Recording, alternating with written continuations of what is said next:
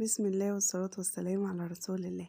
معاكم ندى من قناة توتة هاند ميد. يا رب تكونوا بخير ان شاء الله. فيديو النهاردة زي ما شايفين كده في العنوان هنشوف اخر اوردر معايا كان للمحل. هو اوردر طبعا من فترة، كان بمناسبة عيد الام. شوية سلاسل كده هنشوفهم مع بعضينا، وكمان هنعرف بعد كده ازاي نسعر القطعة بتاعتي، وازاي اسعر لشغل الجملة، وازاي لو هبيع الجملة لو هبيع الشغل بتاعي قطاعي هحسبه بكام، وتكاليف الشغل قد ايه، وازاي احط مكسب، والكلام ده كله هنعرفه مع بعضينا. هنبتدي كده، بس الأول نشوف السلاسل اللي كانت مطلوبة مني. طبعا هي سلاسل مكتوب عليها كلمة أمي. دي سلسلة كده بدلاية، الدلاية دي مضيئة. كان المحل طالب منها دستتين بالشكل اللي احنا شايفينه ده. انا عاملة سلسلة طويلة مش قصيرة.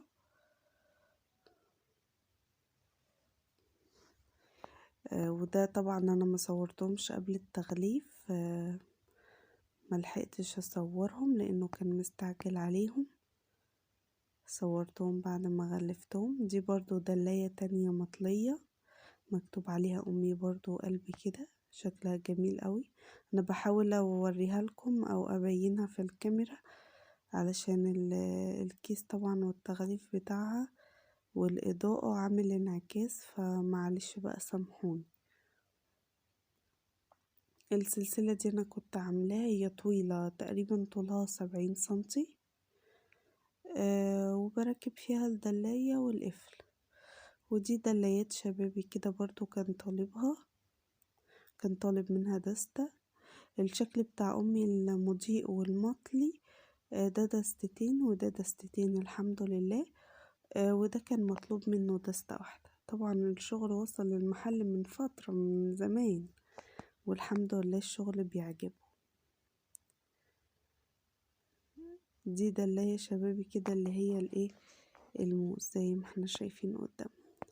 طيب نيجي بقى لجزئية، ركزوا معايا كده، ازاي نحسب الحاجة، سعر الحاجة ازاي نحسبه، وازاي نحسب للجملة سواء جملة او قطاعي، ازاي نحط مكسب قد ايه.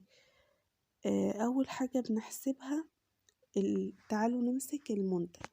المنتج ده خامة، انت بتشتري خامة وبعد كده بتشكليها على حسب اللي انت عايزاه. فاول حاجة الخامة دي احنا هنحسب تكلفتها. تمام، يعني تكلفة الخامة دي هنشوف لو المنتج مكون من كذا خامة، يعني خرز وسلاسل وواير او اقفال او ايا كان، بنحسب كل التكلفة بتاعة المنتج للقطعة الواحدة.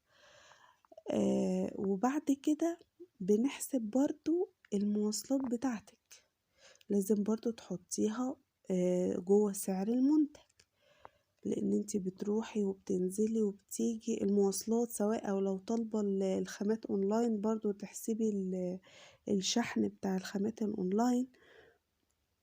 لو انتي بتروحي لحارة الميزان او بتنزلي للمحل اللي انتي بتشتري منه ايا كان هو ايه، برضو بتحسبي المواصلات بتاعتك كلها. وبعد كده بتحسبي بتبتدي ان انتي تشتغلي في الشغل بتاعك، تجمعي الخامات مع بعض عشان تطلع منتج. هنبتدي نشوف احنا خدنا وقت قد ايه.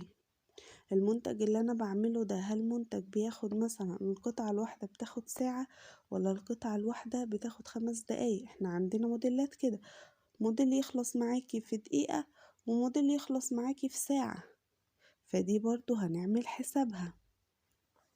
يبقى اول حاجة بحسبها تكلفة الخامات.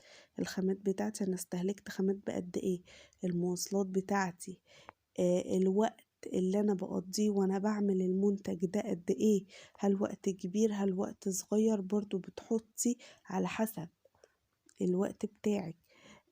بعد كده في التغليف، انت بتغلفي الحاجة دي، بتحطي برضو تكاليف التغليف بتاعك، سواء كروت سواء الأكياس زي ما احنا شايفين كده، برضو بتحطي التغليف.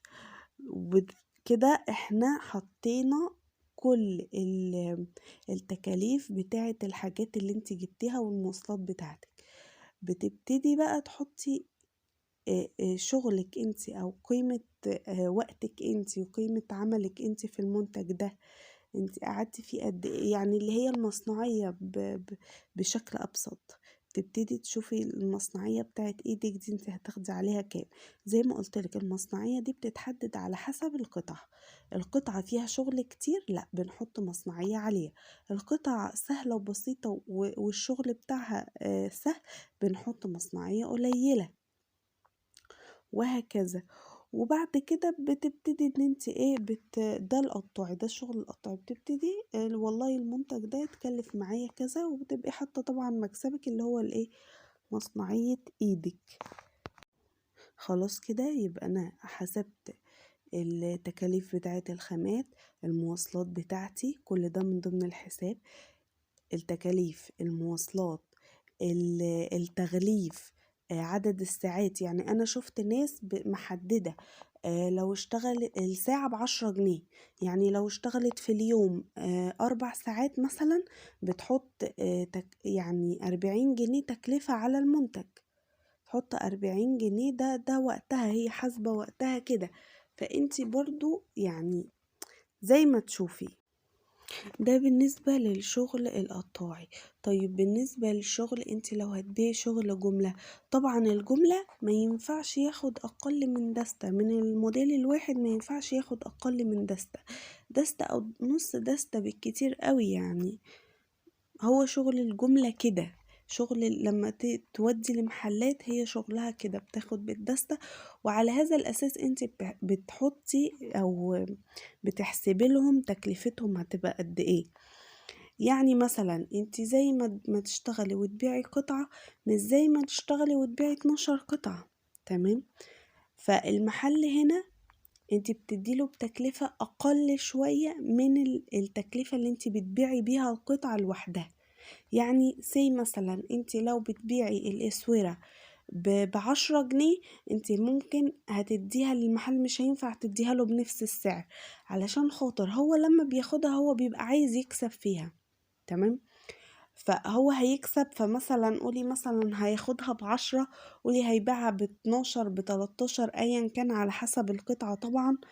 طيب هتبقى انت بتبيعي القطعة ب10 وهو بيبيع نفس القطعة نفسها ب13، يبقى محدش هيروح يشتري منه، كله هيجي يشتري عليك.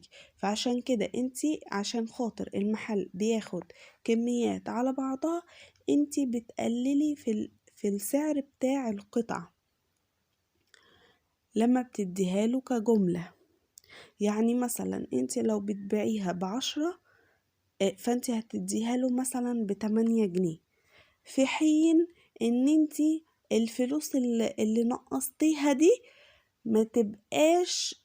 يعني ايه؟ يعني انت مثلا لو تكلفة القطعة الواحدة عليكي من غير شغل ايدك او من غير مصنعيتك 6 جنيه، تمام، فانت هتبيعيها له ب8، في حين ان انت هتبيعي له طبعا كمية، يعني المكسب القليل قصاد الكمية اللي انت هتبيعيها. انت ممكن تقعدي مثلا اسبوع تبيعي قطعة ولا قطعتين، بس يجيلك المحل ياخد بالدستة والدستتين، فانت مقابل الكمية اللي انت هتبيعيها انت هتقللي المكسب بتاعك في القطعة. بس زي ما قلتلك اللي انت قللتيه ده او اللي انت هتبيعي بيه للمحل بعد ما قللتي ما ينفعش يتخطى حاجز التكلفة بتاع ايدك. يعني زي ما بقولك تكلفة القطع عليكي من غير شغل ايدك هي 6 جنيه، وانت حطيتي على القطعة 2 جنيه اللي هي شغل ايدك. تمام. وبتبيعيها قطاع، حطيتي 2 جنيه، يعني هتبيعيها للمحل ب8 وهتبيعيها قطاعي ب10 مثلا. انا كل ده بضرب لك مثال عشان تفهمي. فهتعملي ايه؟ ما ينفعش انت مثلا تيجي للمحل هي تكلفتها عليكي 6 وحطيتي شغل ايدك 2 جنيه بقى 8. ما ينفعش انت تيجي للمحل وتقولي انا هديها له ب6 جنيه، يبقى انت كده كسبتي ايه؟ كسبتي الصلاة على النبي. صلوا بقى على النبي. يبقى ما ينفعش.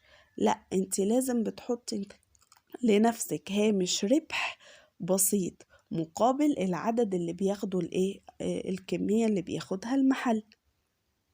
حاولي تعملي كده، وما تنسيش زي ما قلتلك بتحطي تكلفة الخامات وتكلفة التغليف والمواصلات بتاعتك وعدد الساعات اللي انت بتشتغليها، وكل ده بتحسبيه، ما تنسيش منه حاجة.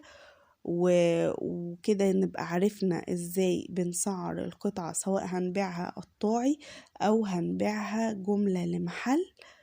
يا رب يكون الشرح كان مفيد، ولو في اي حاجة ما فهمتوهاش او كده عشان بتكلم بسرعة او حاجة، يعني ممكن تبعتولي ان انا اوضحها لكم اكتر. يعني انا حاولت اشرح لكم بقدر الامكان علشان خاطر تفهموا والمعلومة توصل يعني. فيا رب تكون المعلومة وصلت بإذن الله.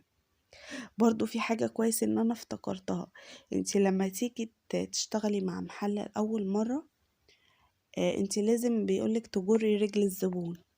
طيب اجري رجل الزبون ازاي؟ مش اني انقص في تمن الحاجة، دي غلطة انا وقعت فيها، فبقولها لكم عشان برضو انتوا متوقعوش فيها. مش انك تنقصي من تمن الحاجة، لا، انتي هتحاسبيه على الحاجة وحاطه مكسبك اللي انت حاسباه بعد الحسبة بتاعتك، حاطه مكسبك وهتحاسبيه على الحاجة دي، بحيث ان هو برضو